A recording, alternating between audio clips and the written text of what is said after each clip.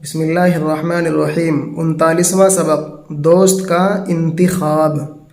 جو شخص سچے دوست کا جویا ہو اس کو دوست کے انتخاب میں چند امور کا لحاظ رکھنا لازم ہے۔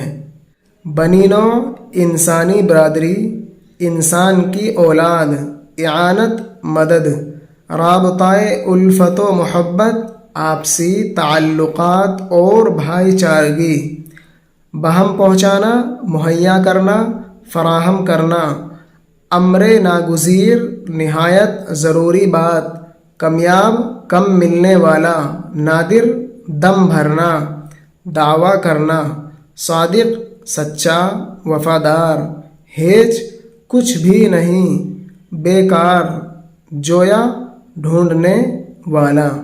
یہ فارسی کا لفظ ہے جستن جویدن سے، اس کے معنی آتے ہیں ڈھونڈنا، اسی سے بنا ہوا ہے یہ جویا۔ یہ ہم سمجھائیں گے انشاءاللہ، چھوٹے چھوٹے سے قواعد ہم ضرور پڑھائیں گے آخر میں چل کر کے۔ اول، معلوم کرے کہ بچپن میں والدین کے ساتھ اس کا سلوک کیسا تھا۔ اگر اس نے ان کے حقوق تلف کیے ہوں تو ایسا شخص قابل اعتماد نہیں، اس سے بھلائی کی توقع کرنا عبث ہے۔ دوم، دریافت کرے کہ اور دوستوں کے ساتھ اس کا معاملہ کیسا ہے۔ سوم، یہ تحقیق کرے کہ وہ اپنے محسنوں کے ساتھ کس طرح پیش آتا ہے۔ اگر ان کی شکر گزاری کا حق ادا نہ کیا ہو تو اس کی طرف رغبت نہ کرنی چاہیے، کیونکہ کفران نعمت انسان کے خصائل میں سے نہایت کمینہ خصلت ہے۔ چہارم، اس کا عام چال چلن اور اس کی طبیعت کا میلان معلوم کرے۔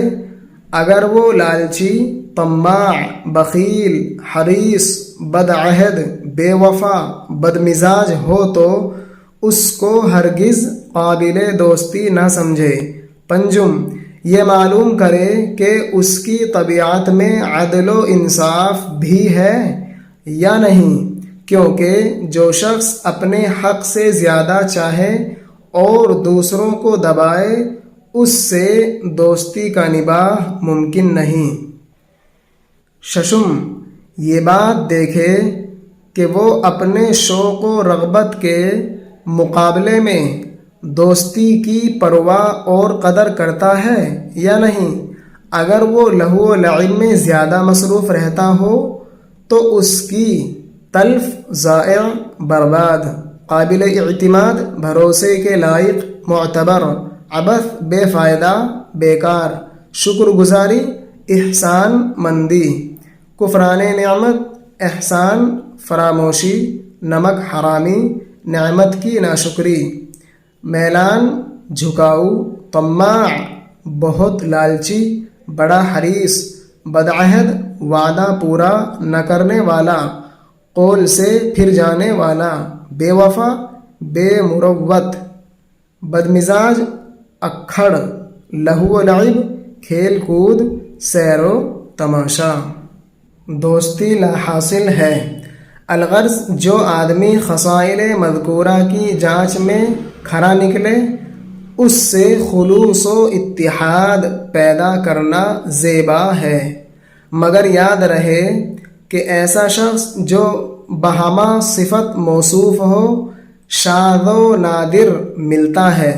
خوش قسمتی سے ایسا ایک دوست بھی مل جائے تو بس کافی ہے، لیکن دوست میں جزوی عیب اور ادنا تقصیر پاؤ تو اس پر چندہ لحاظ نہ کرو، کیونکہ ان امور سے کوئی فرد بشر خالی نہیں۔ اگر تم فرشتہ خصلت، یہ لفظ ہم نے فرشتہ پڑھا ہے اس لیے کہ لفظ فارسی زبان کا لفظ ہے جو اردو میں استعمال ہوتا ہے، اور فارسی زبان میں اس کو فرشتہ پڑھا گیا ہے، اس لیے ہم بھی اس کو فرشتہ پڑھ رہے ہیں، یعنی اس کا تلفظ فرشتہ ہے، اگرچہ سبھی لوگ اس کو، زیادہ تر لوگ اس کو فرشتہ پڑھتے ہیں۔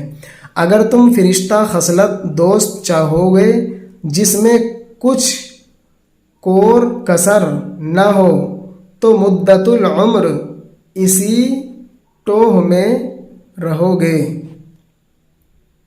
न कोई ऐसा मिलेगा न तुम उसको दोस्त बनाओगे।